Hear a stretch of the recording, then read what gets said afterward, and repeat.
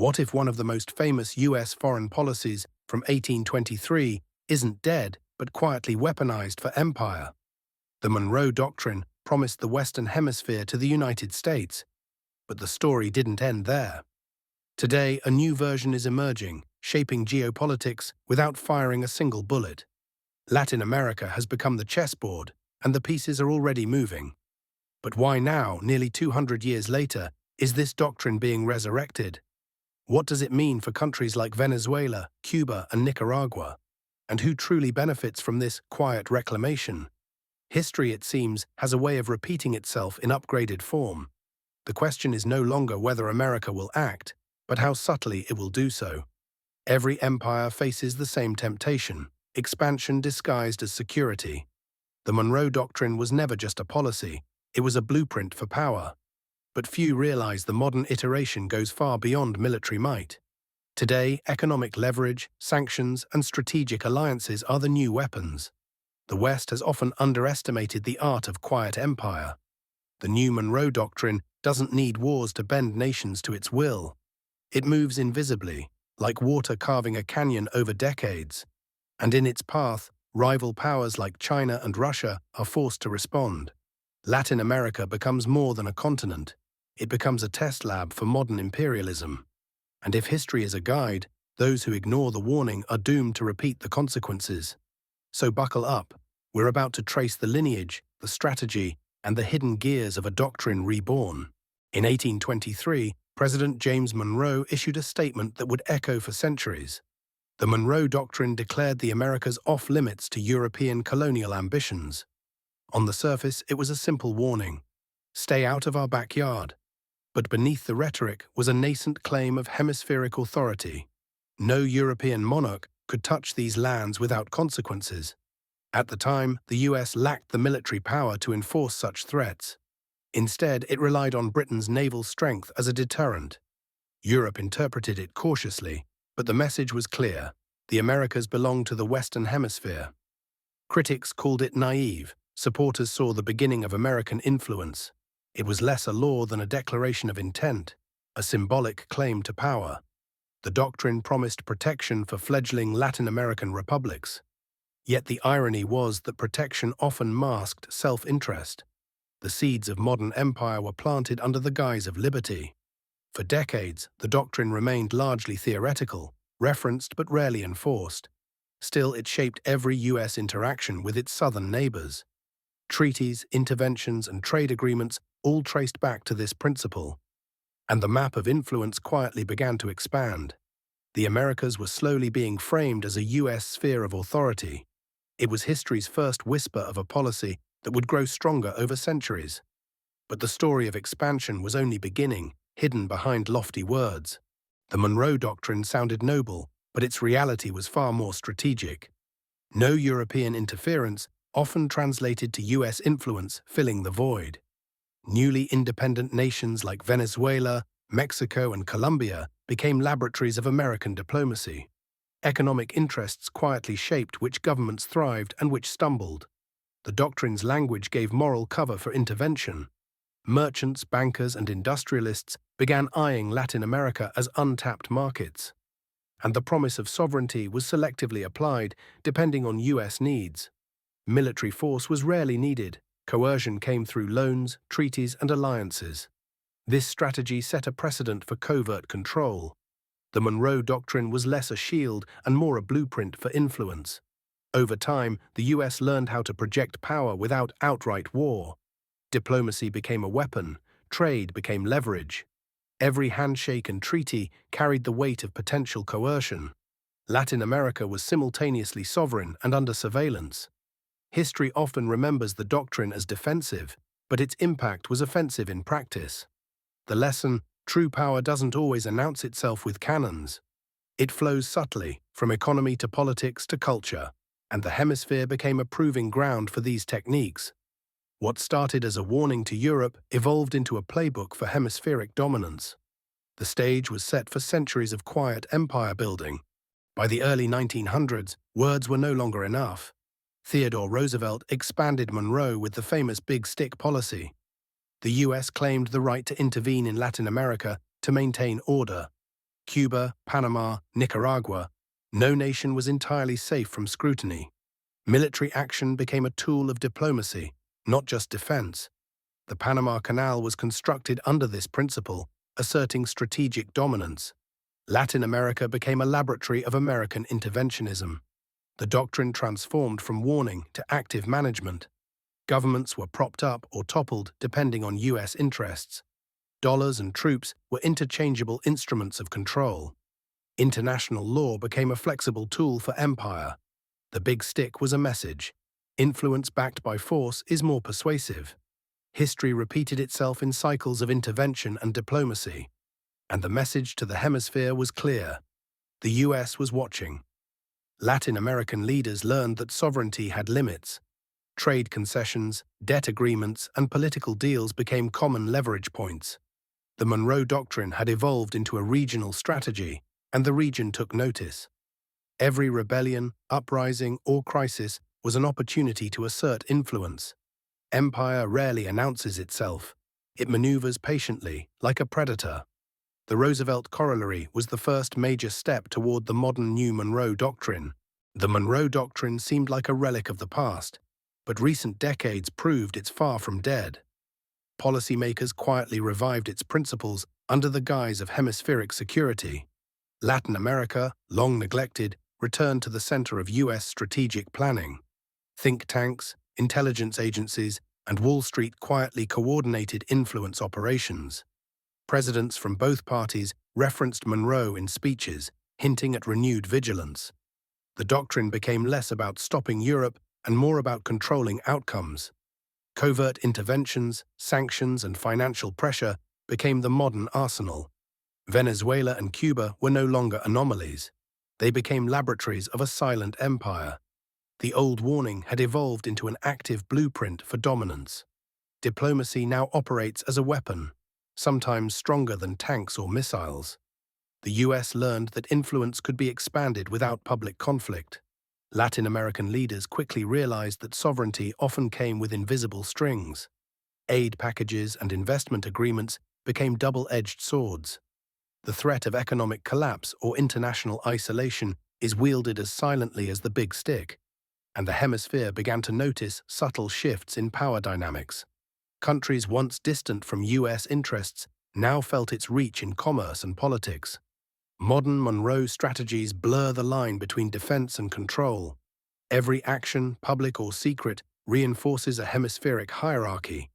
The question becomes, is this protection or a prelude to deeper control? And as we move forward, the doctrine's invisible gears spin faster than ever. In 2025, the National Security Strategy quietly labeled Latin America a core U.S. focus. The language emphasized strategic influence rather than overt aggression. Venezuela, Nicaragua, and Cuba were cited as critical zones of interest. Policy planners framed economic measures as defensive moves, but they are offensive in effect. The document outlined sanctions, trade leverage, and covert funding as main tools. The new doctrine is a modern chessboard, with economic pawns advancing silently. Banks, energy companies, and logistics networks act as instruments of policy. Every trade embargo is calculated to bend political decisions without confrontation. Latin American leaders increasingly operate within invisible boundaries set by Washington. Decisions once made independently now face scrutiny from foreign capitals. The U.S. frames its actions as support for democracy, masking control motives. And yet opposition forces, aligned with China and Russia, view these maneuvers as neo-colonial. Every statement, treaty, and economic action has a hidden agenda. The strategy is subtle, patient, and relentless, designed to last decades. Latin America is not a battlefield of bombs, but of dollars and influence. Countries comply, resist, or adapt, but always under the shadow of U.S. oversight. It's a reminder that modern power often wears a velvet glove over an iron fist. This document is the roadmap for a doctrine reborn. And it signals to allies and rivals alike. The hemisphere is being quietly reshaped. History is repeating, but this time the methods are invisible and the stakes are global. Analysts have begun calling this modern strategy the Monroe Doctrine, blending old principles with new tactics. Named after Trump-era policy adaptations, it signals a proactive approach to influence. Unlike the original, it emphasizes economics, media, and soft power alongside military readiness. Venezuela became the first test case, revealing how sanctions can reshape an entire economy. Cuba's alliances were examined and subtly manipulated through international channels. Nicaragua's political leadership faced pressure through international funding cuts. The doctrine's genius lies in invisibility, power exerted without firing a single bullet. Every policy is layered with multiple objectives: influence, profit, control.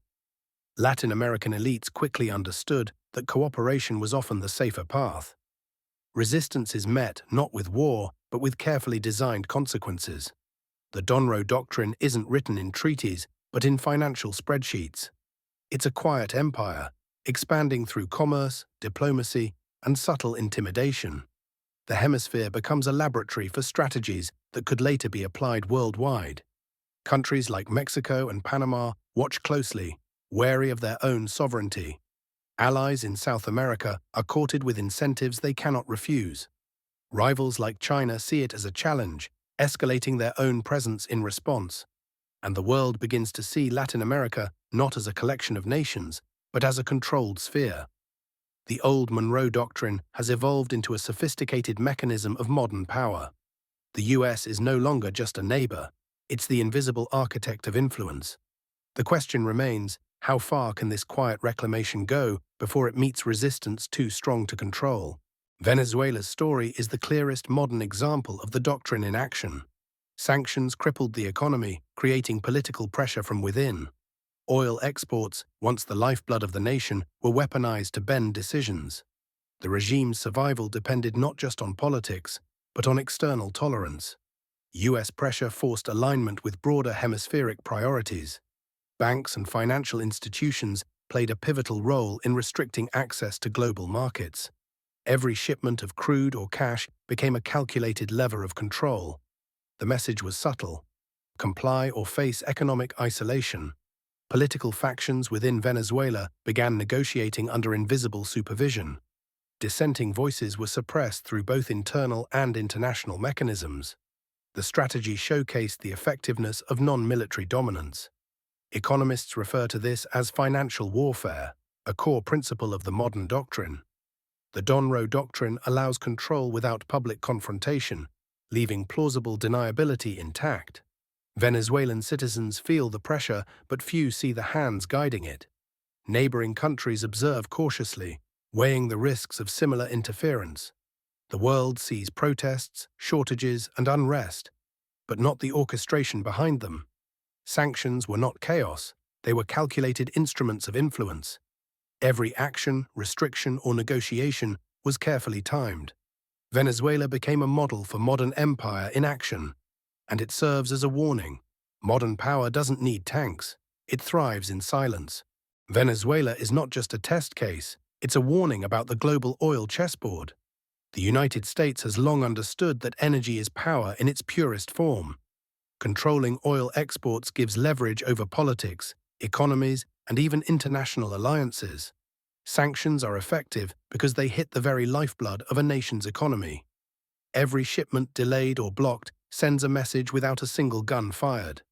Venezuela's oil wealth became a pawn in a larger hemispheric strategy. American corporations, often quietly, align with policy to maintain dominance.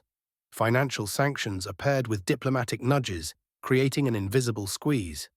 Neighboring nations watch, understanding that energy independence is also a matter of sovereignty. Cuba, Mexico, and Nicaragua are all aware of the subtle signals in every transaction. The message is clear: compliance keeps the system flowing. Resistance isolates you. But these are not the only levers. Trade agreements, infrastructure, and investments all tighten control. Latin America becomes a playground where economic strategy replaces open warfare. Every pipeline, refinery, and port is a potential tool in this silent conflict. The modern Monroe Doctrine exploits these levers with precision, patience, and secrecy. This power is invisible yet omnipresent, shaping decisions long before public notice. Every nation in the hemisphere must navigate these waters carefully. One wrong move risks not invasion, but economic strangulation and political destabilization.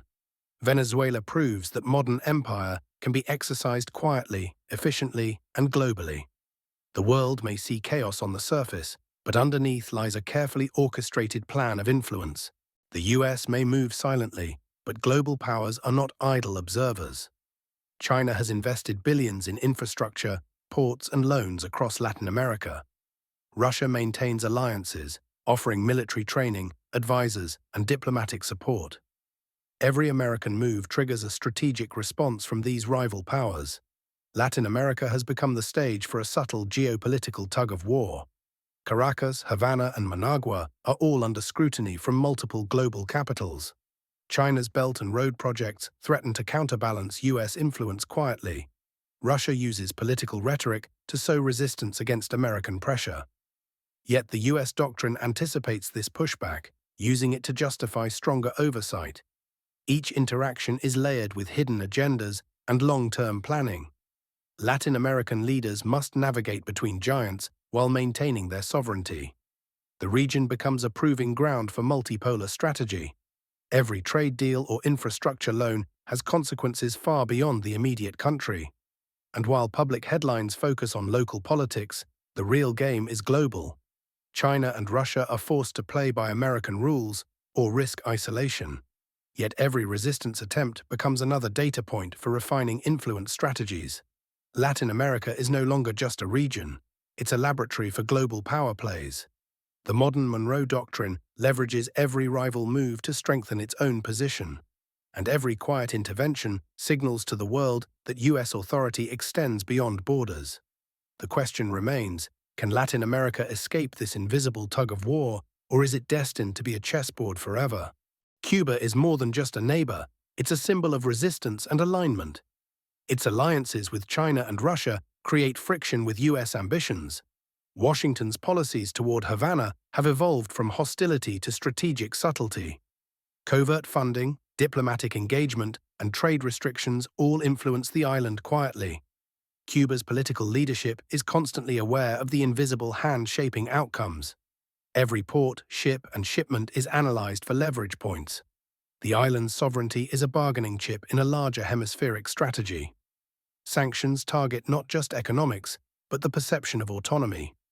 Every diplomatic visit is carefully orchestrated for maximum influence.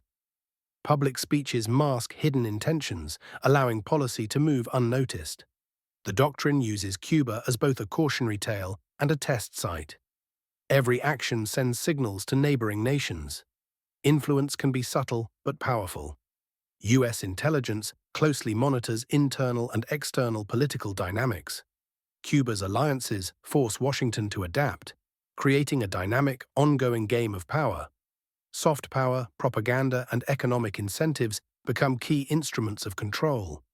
Every negotiation is a layer in a long-term plan to maintain regional dominance.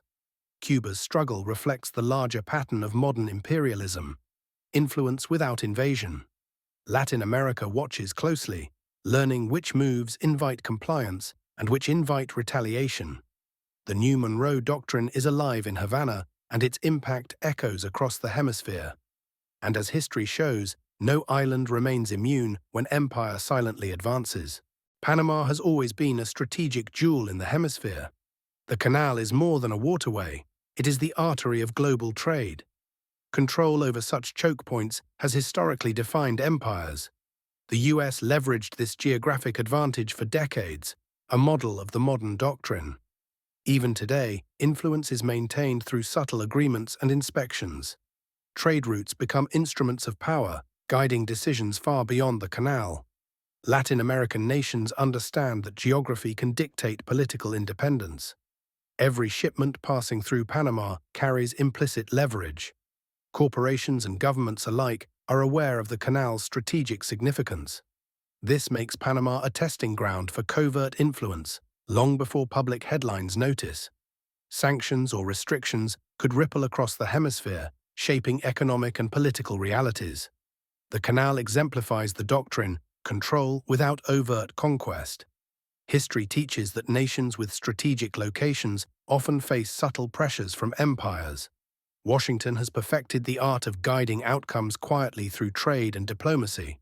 Latin American leaders adapt, knowing that compliance ensures access and resistance invites isolation. The canal's importance makes Panama central to hemispheric strategy planning. Every international treaty, infrastructure upgrade, or military visit is calculated for long-term influence. Panama becomes a microcosm of empire, strategic, patient, and invisible. Lessons learned here ripple into Venezuela, Nicaragua, and beyond. The new Monroe Doctrine thrives in locations where history, geography, and influence intersect. Nicaragua's political landscape is another testing ground for subtle control. Economic aid and infrastructure investments quietly dictate national priorities. Mexico, with its proximity to the US, faces constant monitoring. Trade agreements are carefully designed to align with American strategy. Both nations understand that sovereignty exists only within invisible boundaries. Political leaders negotiate under the unseen gaze of Washington. Resistance comes at a cost, from economic slowdown to international isolation. The doctrine operates like a silent hand, guiding policy without overt confrontation. Every public announcement is layered with hidden implications. Banks, corporations, and media all act as instruments of influence. Nicaragua and Mexico serve as examples of how subtle coercion shapes national decisions. Soft power is used as much as hard power, often with greater effect. Public compliance hides the deeper manipulation behind the scenes. Every trade, loan, and diplomatic interaction reinforces hemispheric hierarchy. The new Monroe Doctrine doesn't rely on threats, it relies on anticipation. Leaders must act as if independent while being subtly guided. The US achieves its objectives without ever overtly dictating terms. These nations illustrate the art of quiet empire at work. Observers worldwide note the effectiveness of influence over force, and the region learns that sovereignty is often a carefully negotiated illusion. China's influence is growing across ports, infrastructure, and finance. Latin America becomes the arena where US and Chinese strategies collide. Investments in energy, railroads, and telecommunications strengthen Beijing's foothold. The US watches closely, interpreting every move as a potential challenge. Trade agreements and loans act as levers of influence for both powers. Latin American nations must navigate between two giants, balancing interests carefully. Every new Chinese port, factory, or loan triggers strategic recalibration. Economic incentives shape decisions as much as military presence ever could. The new Monroe Doctrine evolves to counter these moves without direct confrontation. Washington uses financial, diplomatic, and intelligence tools to maintain leverage. Influence is exerted invisibly behind layers of legal and economic frameworks. Countries in the region are caught in a delicate dance of compliance and autonomy. Rival investments create friction, opening doors for further intervention. China and the US are locked in a silent struggle for hemispheric dominance. Every agreement and project carries strategic implications beyond immediate benefits. The doctrine anticipates each rival move, turning opposition into opportunity. Latin America becomes a chessboard where each piece has multiple hidden purposes. Policymakers in Washington treat economic engagement as both shield and sword.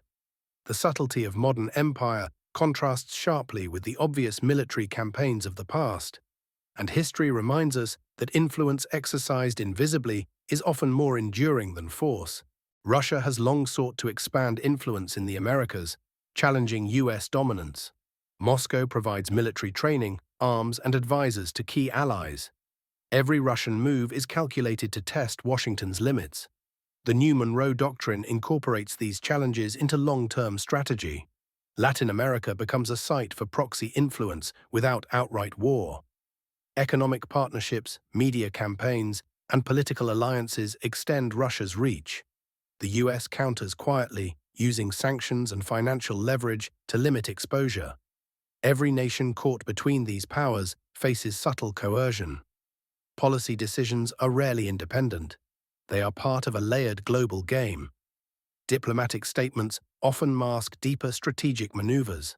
Russia's presence forces the US to refine the doctrine continuously. Covert operations, lobbying, and trade restrictions are tools of modern empire. Latin American leaders quickly learn which alliances are beneficial and which invite consequences. Every move is scrutinized, calculated, and often countered invisibly. The region becomes a proving ground for multipolar influence.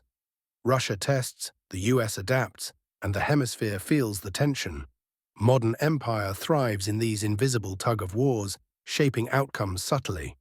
The doctrine ensures that even rival presence can be manipulated to American advantage. Power is exercised quietly, yet the consequences ripple loudly, and the Hemisphere remains a living laboratory for strategy, patience, and influence. Latin America is no longer isolated. It's a microcosm of global competition. US, China, and Russia each play overlapping, silent games of influence. Every trade agreement, loan, and treaty carries hidden stakes. Sovereignty becomes a negotiable commodity, subtly constrained by power dynamics. The doctrine ensures the US remains the invisible arbiter of outcomes. Rival powers attempt to disrupt, but each reaction is anticipated and countered. The Hemisphere becomes a chessboard where pieces move in unseen patterns. Strategic infrastructure, energy resources, and military access points are leveraged simultaneously. No nation acts entirely independently. Global oversight shapes even local decisions. Media narratives and diplomatic statements mask true intentions. Latin America's conflicts are simultaneously local and global. The doctrine operates like a meta-strategy, integrating economic, political, and social levers. Every coup, protest, or election can be influenced without overt interference. Power is exercised in the shadows, shaping the visible surface. Regional alliances are constantly tested, strengthened, or weakened as needed. The US adapts to rivals' moves, ensuring influence remains dominant. Latin America becomes the proving ground for modern multipolar strategies. Every action reinforces hierarchies, dependencies, and leverage points. The new Monroe Doctrine ensures that even a distant hemisphere is never truly independent. And history repeats itself. Empire may not march with armies, but it always expands. Economic manipulation has replaced direct military campaigns as the primary tool of control. Sanctions, tariffs, and selective aid shape decision-making subtly but decisively. The modern Monroe Doctrine relies on financial influence rather than bullets. Venezuela's oil industry became a strategic weapon, demonstrating this principle clearly. Mexico's trade agreements are guided by invisible calculations of leverage. Nicaragua's development loans are structured to maintain alignment with hemispheric goals. Latin American banks, corporations, and investment firms act as extensions of policy. The doctrine ensures that compliance is rewarded and resistance punished economically. Even public perception is shaped through selective media coverage and international messaging. Countries quickly learn that sovereignty has limits when financial levers are controlled externally. Policy decisions are guided by economic consequences before political ones. Soft power, incentives, and sanctions create a layered system of influence. Investments appear voluntary, but often carry obligations to align with American strategy. Strategic projects are quietly monitored and outcomes adjusted as needed.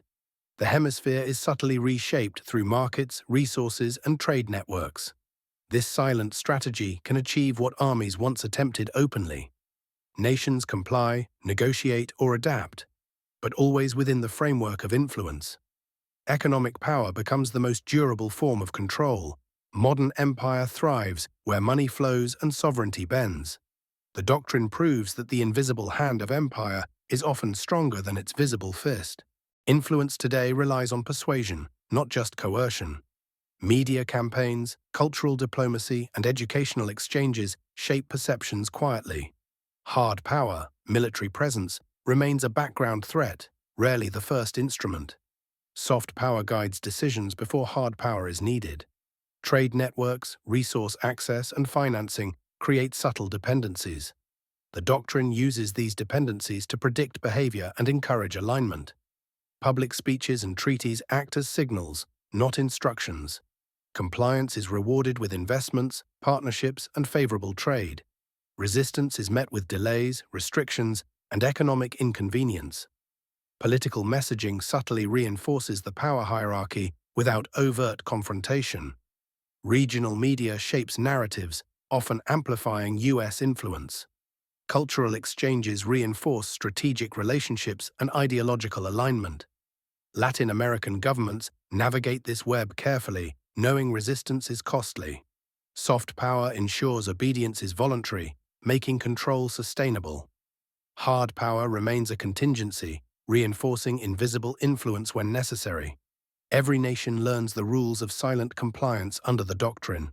The balance between persuasion and coercion is constantly recalibrated. Influence is layered, visible, invisible, and nearly imperceptible. Empire now moves like water, shaping landscapes without breaking the surface.